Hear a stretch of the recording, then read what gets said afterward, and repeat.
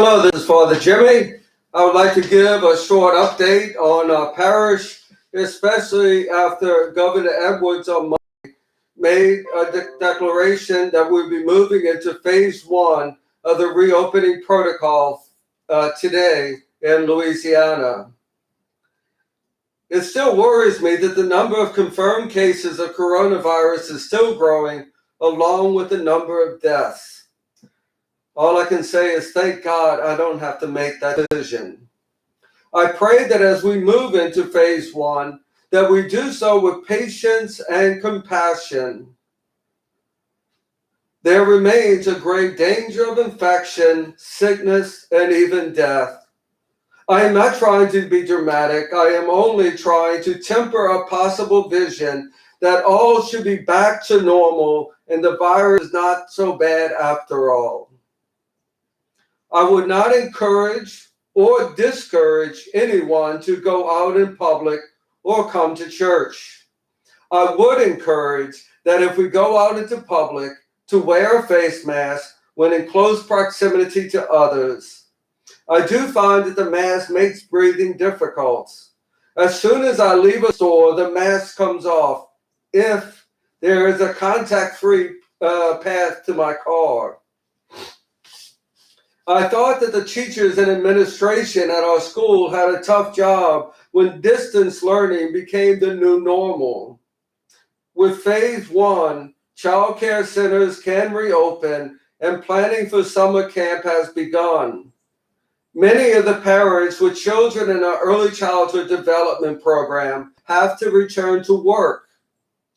How do we create a space for infants, 1 and 2-year-olds, that is safe and healthy, and also balancing the demands for physical contact and interaction? There are no handbooks. Please pray for our administration as we plan and make difficult decisions. I have left the church open for prayer and adoration from the beginning, but have made changes to masses in order to respect the official decrees. I reinstated regular masses 2 weeks ago after I taped off 2 of every 3 pews and removed the books and the cards from those pews. There are cards for the prayer of Our Lady of Prom Succor in the pews. I ask that after sitting in the spot with a prayer card, please take the prayer card with you. This will aid in not only passing on contacted material, but also indicate where we need to wipe down surfaces. Please do not forget to wear a mask while in church. Archbishop Amen has not reinstated the obligation to attend Sunday Mass. There is always a person of responsibility to make a good decision about when to attend Mass. I do not believe that there is a question of sin when a person has a sincere desire to attend Mass but is prevented due to external circumstances. Rejoice that there is a desire and leave the rest in God's hands. His grace will suffice. There has been more than sufficient space for people at all the weekend masses over the past 2 weeks. There are fewer people at weekday masses, so I ask that you consider these in making a decision to when to return to Mass. If you make the decision to attend Sunday Mass, I ask that you follow the following a few precautions. Please fill in the open pews from the front to the back. This will alleviate to a degree people crossing each other in the aisles, and also make it easier for people to find an open spot. Please sit towards the aisles. This will maintain space between the people on each side of the pew. If there are no open pews, please do not try to find alternative space. Please offer to God the effort to attend and know that His grace is sufficient. We stored the books in the back foyer of church. If you want a missalette, you are free to take one, but please bring it with you and not return it to the pile. Please continue to use it as your personal missalette until the date expires or precautions are lifted. We will continue live streaming the 10 a.m. Mass and the 12 noon Spanish Mass. Monday through Friday, the Rosary, evening prayer, and Mass will be live streamed. Please check the ICC webpage for the times and the links. I would also like to take a moment to discuss a significant change for our parish. Last year, an agreement was made between two other West Bank pastors with Hispanic communities to share an associate. The new priest would be assigned to Immaculate Conception, where he would serve half-time, and we would be responsible for half his salary and benefits. The other half of his time would be split between the other two parishes. They were each to be responsible for 1/4 of his salary and benefits.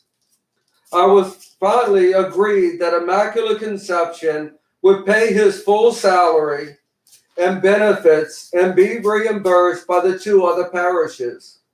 Unfortunately, this agreement quickly fell apart. It has been a nightmare for Dolores and me to recover the expenses. Under the present conditions, we could no longer continue with this agreement. Due to our financial situation, we cannot afford the expenses of a full-time associate. Due to these unfortunate situations, Father Steve will no longer be assigned at Immaculate Conception. The demographic changes of our parish have been extremely challenging for pastoral planning. Up until around the year 2000, we probably had well over 2,000 families. With the recent cleaning up of our parish database, we now show about 700 registered families. I am sure there are between 100 and 200 other families. These numbers, however, fall well under the archdiocesan limit for a second priest to only parishes with above 1,500 families. Yes, we have a large school and the masses in 2 languages. This is the reason that we have maintained a second priest for so many years. I was told that Father Cooper and Father Damien often had capital campaigns in order to cover the deficits.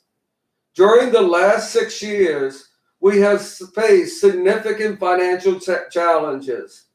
The sale of the 3 properties on 7th Street and the convent all provided significant but non-reoccurring income. We only have about $25,000 left from these sales. Last year, our school received its settlement from BP oil spill.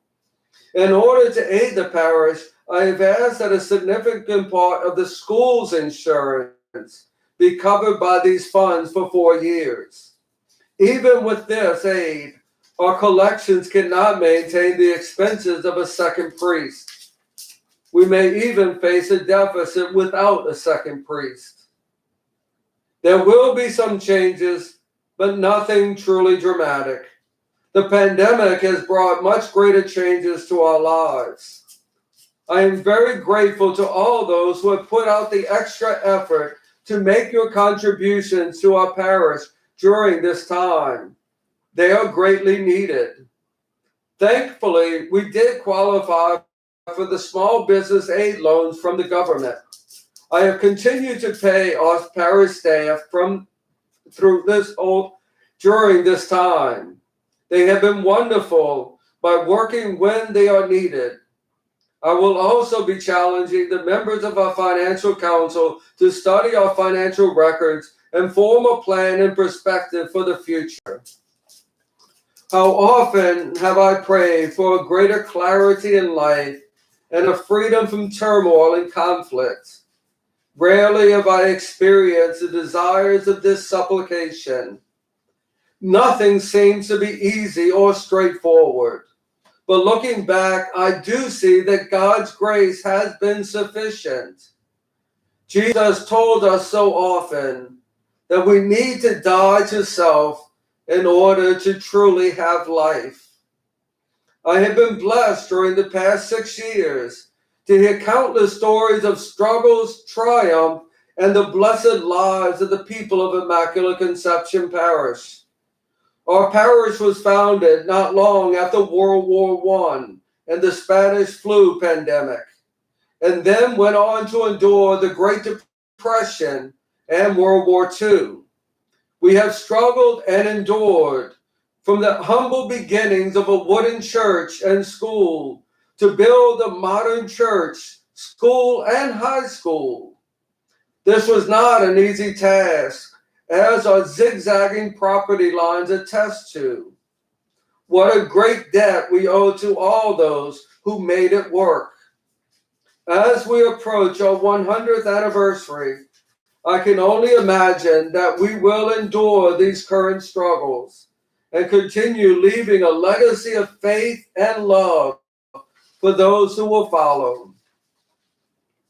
I cannot imagine how the new normal will look like after this pandemic. When will the threat of the coronavirus truly diminish? I do not know. What I do know is that when we strive to do all we can with patience and love and leave the rest in the hands of God, His grace will be sufficient. I pray that we give the same resounding yes of Mary, the Immaculate Conception, to bear Jesus for our community and our world today. Thank you, and God bless you. And I certainly do look forward to seeing all of you at Mass in better circumstances. God bless you.